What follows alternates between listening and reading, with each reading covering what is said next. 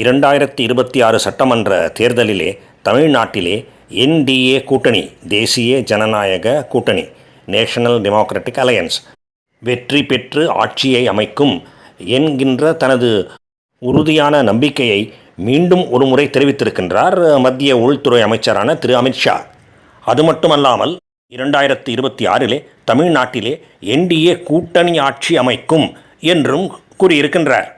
கூட்டணி ஆட்சி என்கின்ற சொல் தொடர் இரண்டு விதமான புரிதலுக்கு உட்பட்டு இருப்பதால் அவர் தான் கூறியதை மிக தெளிவாக எடுத்து கூறியிருக்கின்றார். அதாவது அந்த கூட்டணி ஆட்சியிலே பாஜக பங்கு பெறும் என்றும் திட்டவட்டமாக கூறியிருக்கின்றார். எனவே இனிமேல் அமித்ஷா அந்த பொருளிலே கூறினார், இந்த பொருளிலே கூறினார் என்றெல்லாம் சால்ஜாப்பு சொல்லிக் கொண்டிருக்க முடியாது. திரு அமித்ஷா அவர்கள் இப்படி கூறியதை பற்றி தன்னுடைய கருத்தை எடுத்துரைத்த எல் முருகன் அவர்கள், எங்களை பொறுத்தவரையிலே, பாஜக தலைவர்களை பொறுத்தவரையிலே இந்த விஷயத்திலே அமித்ஷா அவர்கள் கூறுவதுதான் இறுதியானது. அவர்தான் முடிவெடுப்பார். அவர்தான் இந்த விஷயத்திலே இப்பொழுது முடிவெடுத்திருக்கின்றார். அதை பற்றி அதற்கு மேலே நாங்கள் கூறுவதற்கு எதுவும் இல்லை என்றும் தன்னுடைய பங்குக்கும் திட்டவட்டமாக தெரிவித்திருக்கின்றார். ஆனால் எடப்பாடி பழனிசாமி அவர்களோ அதிமுக அறுதி பெரும்பான்மை பெற்று தனித்து ஆட்சி அமைக்கும் என்கின்ற தன்னுடைய பழைய நிலைப்பாட்டையே, பழைய கருத்தையே மீண்டும் வலியுறுத்தி கூறியிருக்கின்றார். இதனால் கூட்டணி சலசலத்து விடாது, உடைந்து விடாது என்று எடப்பாடியாரும் சரி, அமித்ஷா அவர்களும் சரி நம்புகின்றார்கள் என்றுதான் தோன்றுகின்றது. தங்களுடைய தேசிய ஜனநாயக கூட்டணியிலே மற்ற சிறிய கட்சிகளையும் சேர்த்து கொள்வதற்கு முயற்சிகள் நடந்து கொண்டிருக்கின்றன. ஒருமித்த கருத்தை உடையவர்கள் வரவேற்கப்படுகின்றார்கள் என்றும் பாஜக தன்னுடைய நிலைமையை தெளிவுபடுத்தியிருக்கின்றது. ஆனாலும் வேறு எந்த கட்சிகளெல்லாம் இந்த என்டிஏ தேசிய ஜனநாயக கூட்டணியிலே வந்து சேரும் என்பதை பற்றி இப்பொழுது உறுதியாக எதுவும் சொல்வதற்கில்லை என்றும் அமித்ஷா அவர்கள் கூறிவிட்டார். இதெல்லாம் ஒரு புறம் இருக்க, அமித்ஷா ஏன் இப்படி மீண்டும் மீண்டும் இந்த கூட்டணி ஆட்சியிலே பாஜக பங்கு பெறுகின்ற கூட்டணி ஆட்சி என்பதை வலியுறுத்தி கொண்டிருக்கின்றார் என்கின்ற கேள்வி எழுகின்றது. குறிப்பாக எடப்பாடியார் இந்த கருத்துக்கு மாறுபட்ட கருத்தை கொண்டிருந்த போதிலும், அதாவது அதிமுக மட்டும்தான் தனித்து ஆட்சி அமைக்கும் என்கின்ற நிலைப்பாட்டை கொண்டிருந்த போதிலும், அமித்ஷா அவர்கள் மீண்டும் இதை திட்டவட்டமாக கூற வேண்டிய அவசியம் என்ன? அரசியல் விமர்சகர்கள் இடையே ஒரு கருத்து நிலவுகின்றது. அதாவது ஆர்எஸ்எஸ் இப்படிப்பட்ட ஒரு நிலைப்பாட்டை விரும்பி தெரிவித்திருக்கின்றது என்பதுதான் அந்த கருத்து. அதாவது ஆர்எஸ்எஸ்ஸின் கருத்து என்னவென்றால், இப்படி கூட்டணி வைத்துக்கொண்டே ஆனால் ஆட்சியில் பங்கு பெறாமல் இருந்தால் பாஜக வளர்வது எப்படி? பாஜக மற்றும் ஆர்எஸ்எஸ்ஸின் கொள்கைகளை எல்லாம் நிறைவேற்றுவது எப்படி? எனவே ஆர்எஸ்எஸ்ஸின் அந்த கருத்துக்கு உரிய மதிப்பு அளித்து அமித்ஷா அவர்கள் இப்படி கூறியிருக்கின்றார் என்கின்ற ஒரு கருத்து நிலவுகின்றது. அதை தவிர வேறு ஒரு காரணத்தையும் நாம் யூகித்து அறிய முடியும். அதாவது இந்த கூட்டணியிலே பாஜகவுக்கு அதிக இடங்கள் கிடைப்பதற்கான முயற்சி அது. எடப்பாடியார் மீது அதிக அழுத்தம் கொடுப்பதற்காக இந்த முயற்சி மேற்கொள்ளப்படுகின்றது என்கின்ற கோணத்திலே இருந்தும் இந்த விஷயத்தை நாம் பார்க்கலாம். எடப்பாடியாரின் கருத்துக்கு காரணம் என்ன?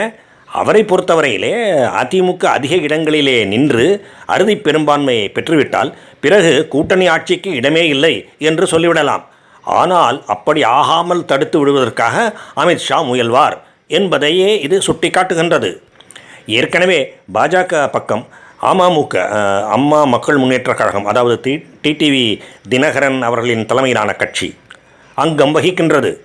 மேலும் பன்னீர்செல்வம் அவர்களும் இருக்கின்றார். தவிர பாமக, ஒன்றிணைந்த பாமகவோ அல்லது உடைந்து பிளவுபட்ட பாமகவின் ஒரு பகுதியையோ என்டிஏவில் சேர்த்து கொள்ள முடியும் என்றும் அமித்ஷா நம்பிக்கை கொண்டிருக்கலாம்.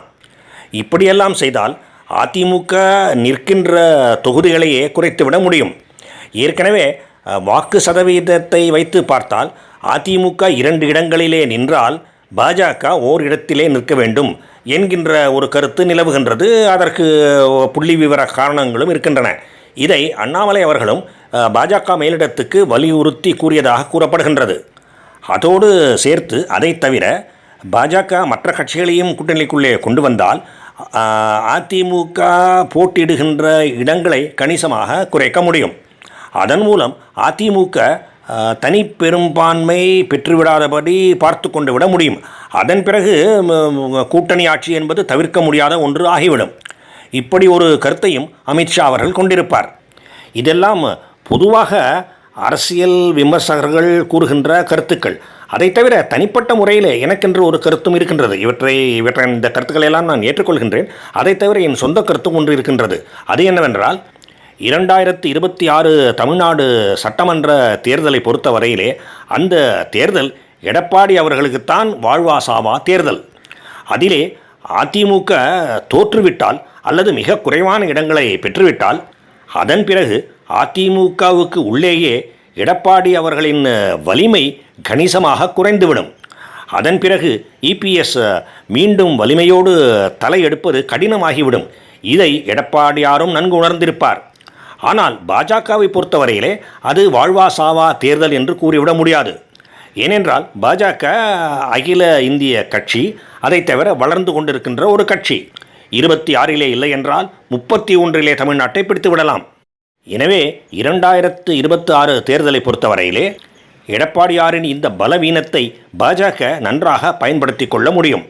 அந்த கோணத்திலே இருந்து பார்க்கும்பொழுது பாஜக எடப்பாடியை வற்புறுத்தி அவரை பணியை செய்ய முடியும். இந்த கூட்டணிக்கு தங்கள் நிபந்தனைகளின் பேரிலே ஒத்துழைக்குமாறு கேட்டுக்கொள்ள முடியும், வற்புறுத்த முடியும். அதைத்தான் அமித்ஷா இப்பொழுது நன்றாக செய்கின்றார். என்னை பொறுத்தவரையிலே இதை முன்னமே செய்திருக்க வேண்டும். But at least better late than never என்போமே, அப்படி தாமதித்தாவது இப்படிப்பட்ட ஒரு முடிவுக்கு அவர் வந்திருந்தால் அது நல்லது தான். இதிலே இன்னொரு முக்கியமான விஷயமும் இருக்கின்றது.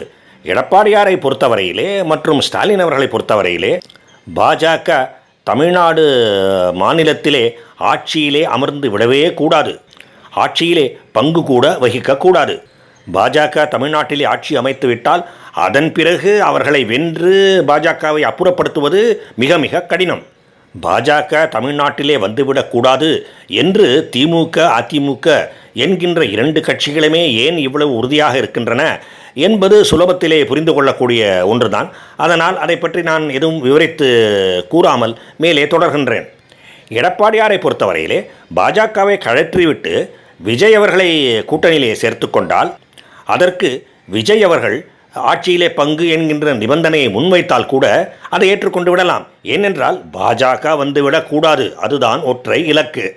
அதிமுக தனிப்பெரும்பான்மையுடன் ஆட்சி அமைக்க வேண்டும் என்பது கூட 2வது இலக்குத்தான். சரி, அப்படி அவர் செய்து பாஜகவை கழற்றி விட்டுவிட்டால் அதுவும் பரவாயில்லை என்று அமித்ஷா அவர்கள் நினைக்கின்றார் என்று தோன்றுகின்றது. ஏனென்றால் திமுக அகற்றப்பட வேண்டும் என்பதுதான் அமித்ஷா அவர்களின் ஒற்றை இலக்கு. திமுகவுக்கு பதிலாக அதிமுக ஆட்சி அமைத்தால் தமிழ்நாடு அப்படி ஒன்றும் குடிமூழ்கி போய்விடாது, சர்வநாசத்தை அடைந்து விடாது. ஏனென்றால் திமுகவை போல அதிமுக என்பது அடிப்படையிலேயே தீய சக்தி இல்லை. அப்படி நேர்ந்தால் பாஜக எதிர்க்கட்சியாக செயல்படும். ஆட்சி அமைத்துவிட முடியாது, ஆட்சியிலே பங்கு பெற முடியாது என்கின்ற நிலை வந்தால் கூட கட்சியையாவது வளர்க்க முடியும்.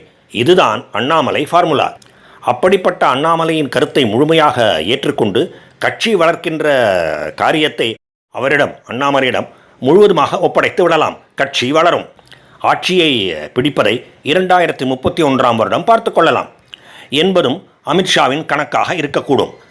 ஏற்கனவே சொல்லியபடி இதனுடைய சொந்த கருத்து தான். இதுதான் அமித்ஷாவின் மனத்திலே ஓடிக்கொண்டிருக்கின்றது என்று என்னால் நிச்சயமாக சொல்ல முடியாது.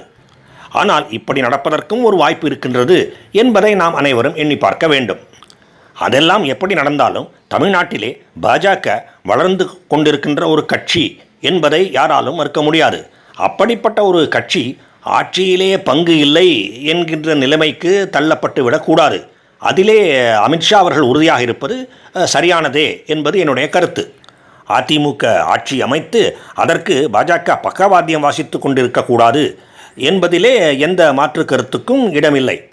கூட்டணி என்று அதையே சொல்லிக் கொண்டிருந்தால் தமிழ்நாட்டிலே திமுகவிடம் காங்கிரஸ் எப்படி அடிமைப்பட்டு கிடக்கின்றதோ அதே போல அதிமுகவிடம் பாஜக அடிமைப்பட்டு கிடக்க வேண்டிய நிலைமை வந்துவிடும். இதை அண்ணாமலை மிக மிக தெளிவாக உணர்கின்றார். அதை பாஜக மேலிடத்திற்கும் அவர் தெரிவித்திருப்பார். அப்படிப்பட்ட ஒரு கருத்தை அமித்ஷா அவர்களும் ஏற்றுக்கொண்டிருப்பார் என்றுதான் என்னால் நினைக்க முடிகின்றது. இன்றைய நிலைமையை பொறுத்தவரையிலே the situation is still fluid என்று சொல்வார்களே, அப்படி ஒரு நிச்சயமற்ற தன்மைதான் நிலவி கொண்டு இருக்கின்றது. இன்னும் சில மாதங்களிலே கூட்டணிகள் எல்லாம் இறுதி வடிவம் பெறும்பொழுதுதான் எதையும் ஓரளவாவது நிச்சயமாக சொல்ல முடியும். அதுவரையிலே பொறுத்திருந்துதான் பார்க்க வேண்டும். வாழ்க பாரதம். ஜெய் ஹிந்த்.